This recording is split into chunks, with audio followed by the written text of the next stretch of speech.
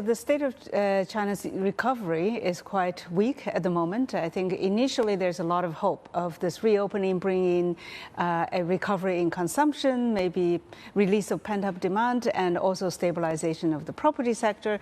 I think there are also people hoping that China's recovery is going to push up commodity demand around the world. They have been relatively disappointed. I think consumption recovery is relatively gradual. There's no stimulus from the government, there's no push, so it's going to have to rely on a gradual improvement of the labor market, of income growth, which is happening relatively slowly. Our employment rate is still high. It's coming down a little bit, but it's still high. People remain cautious. And then on the property side, I think the first 3-4 months data were actually better than expected, but that really reflected a release of pent-up demand during the lockdown period.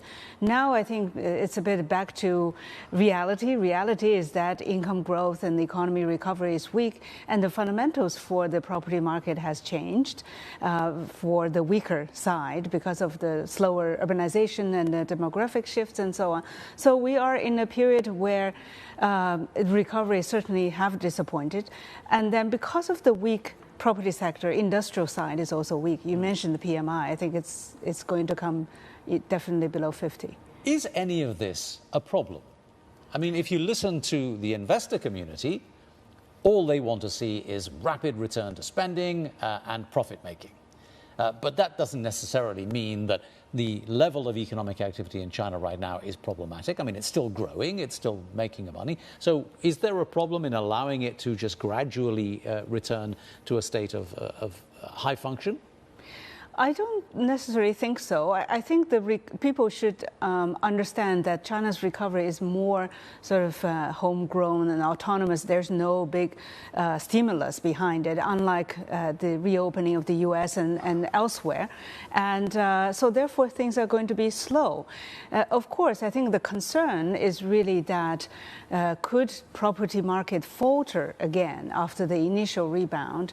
And could people, business or consumers' confidence remain subdued, and that means that the recovery at the moment could really just be very short-lived. That's the concern. If that's the case, I think there is a worry, and then the government should take some action. I don't think we are there yet. I think it's a point to really panic at the moment.